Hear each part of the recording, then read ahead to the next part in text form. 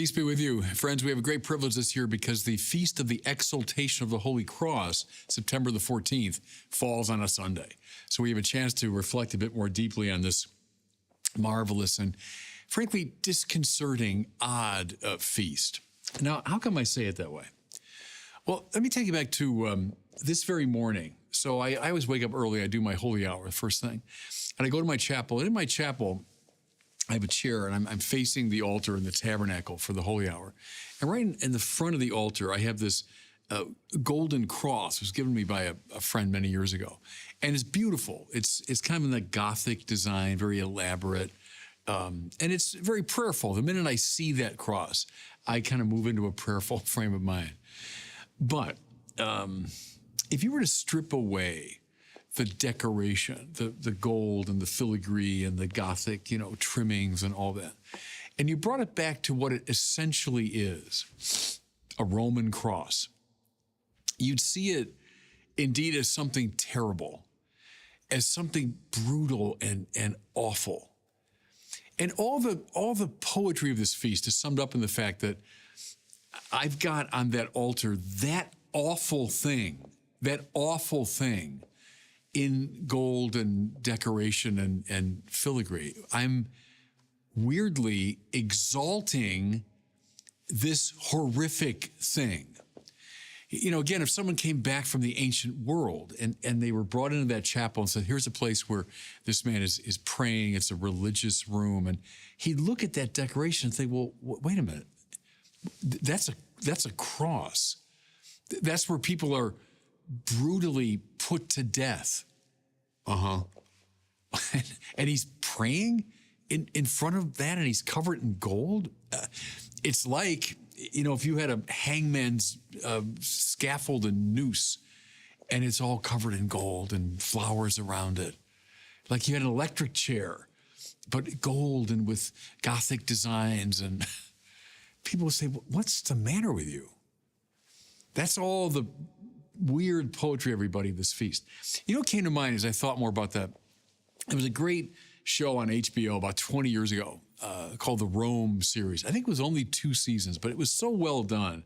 And it evoked that time of Julius Caesar and that whole period of Mark Antony, that pivotal moment in Roman history. Well, one of the, might be the first episode. You're with Caesar up in Gaul, and he's got his army with him. And the standard has been stolen by these local soldiers, barbarians, as the Romans saw them. And the commander calls in the main character, Vorenus, this Roman soldier. And he says, Vorenus, the standard's been captured, and Caesar wants it back. Goes, yes, sir. And he says, well, now what do you propose? How are you going to do it? And he said, I'll go to the neighboring villages and I'll crucify the men until I find out where it is. And the commander said, okay, good. And then the next scene is this man being nailed to a cross and screaming in pain.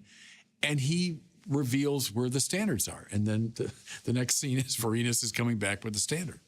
Now, I bring that up because I think that captures beautifully the attitude of ancient Rome. When Caesar went into Gaul, they estimate there are about 3 million people in Gaul. He killed 1 million. That's a conservative estimate. There was a genocide of 1 million people that Caesar killed. He enslaved another 1 million. The remaining 1 million are the foundation for the Roman province of Gaul, which then became, in time, modern-day France, right? But when Caesar went in, he brutalized the people. And yes, he would crucify people right and left. It was the sign of Roman power. That's how Rome exerted its kind of ruthless control over people. It was meant to terrify. It was state-sponsored terrorism. It was the way Rome controlled. And here's the thing I find really interesting. Yes, indeed, there were people in Rome that thought Caesar was ambitious, and they didn't like that. They were very sensitive to people, seizing power illegitimately. So the crossing of the Rubicon and all of that, they were very aware of that. But listen, nobody complained that Caesar killed 1 million people. That didn't bother them at all. In fact, they thought that was a sign of what a great commander he was, what a great general he was. Nobody in Rome would have said, oh, did you hear he crucified? He crucified all these people. That didn't bother them at all. Like the commander in that series. Well, what's your plan? Well, I'll crucify him until I find out where the standards are. Okay, good. Off you go. But that's what the cross meant. A horrific, terrifying symbol of tyrannical power. And so if you were talking in the ancient world about the exaltation of the cross, they would think you were out of your mind. That I'm afraid of the cross. Yeah, I get that. It's a sign of Rome's control. Yeah, I get that. But I'm going to exalt it, and I'm going to put gold on it. I'm going to use it as a focus for my prayer. Okay, with all that in mind, we have to remember now how strange was the emergence of Christianity. The first Christians come forth not denying the cross of Jesus. That's how Jesus died. He died on one of those Roman crosses, nailed to it mercilessly, left to the elements, to writhe in pain, slowly bleeding to death and asphyxiating. In most Roman crucifixions, people were just left on the cross for the birds of the air and the animals. In Jesus' case, because the Sabbath was coming, they took him down. But that's how he died, as one more victim of this horrific tyranny. The first Christians, they don't hide it. They don't pretend, oh, he died some other way, or somehow he avoided it. No. Paul says, I know one thing, Christ and him crucified. They preach a Mashiach of Israel, a Messiah, an anointed. The anointed was to be the king of Israel. Yes, indeed. And the clearest indication possible that you were not the Mashiach would have been your death at the hands of Israel's enemies. That was the best sign possible. But yet they announce him. They announce the crucified Lord. How do we begin to explain this? It seems to me, everybody, and I'm speaking here not simply as a theologian, I'm trying to speak just as an historian.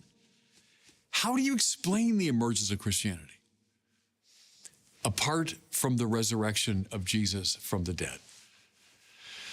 Apart from an act that was so staggering that it conquered and mocked even this most brutal sign of tyranny and power and cruelty and violence.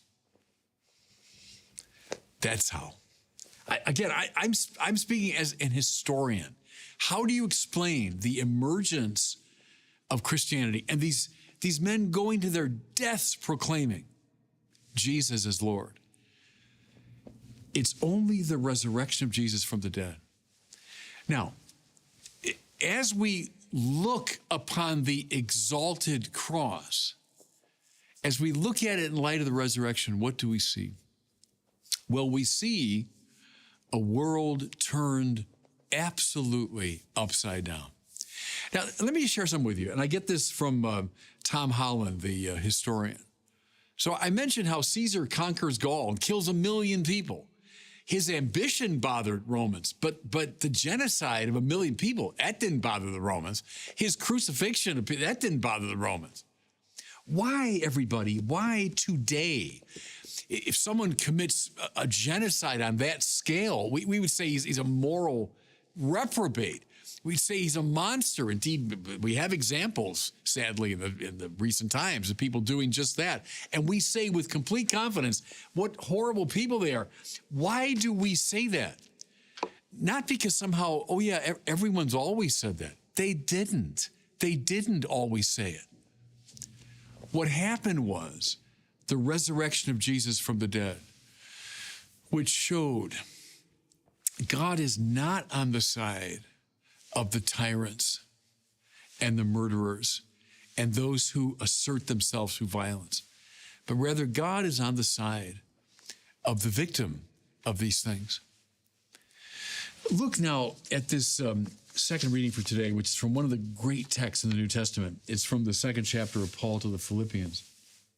Listen, Christ Jesus, Jesus Christos there, Yeshua Mashiach, Jesus the Messiah. See, and all that irony is there now, that Jesus, the crucified one, is the Mashiach. Christ Jesus, though he was in the form of God, did not deem equality with God something to be grasped. Mind you, who did deem equality with God something to be grasped? Adam. That's the original sin, eating from the tree of the knowledge of good and evil. Oh, the devil says, he knows if you eat that, you'll be like him, knowing good and evil. Adam, the nature of sin is to grasp at divinity. Well, Jesus, who really is God, doesn't deem equality with God a thing to be grasped. Rather, what? He emptied himself and took the form of a slave. Now, in Roman society, a slave? Nobody. At the bottom, slave. If you kill the slave, nobody would care. That's your prerogative. You abuse a slave in every possible way, that's your prerogative.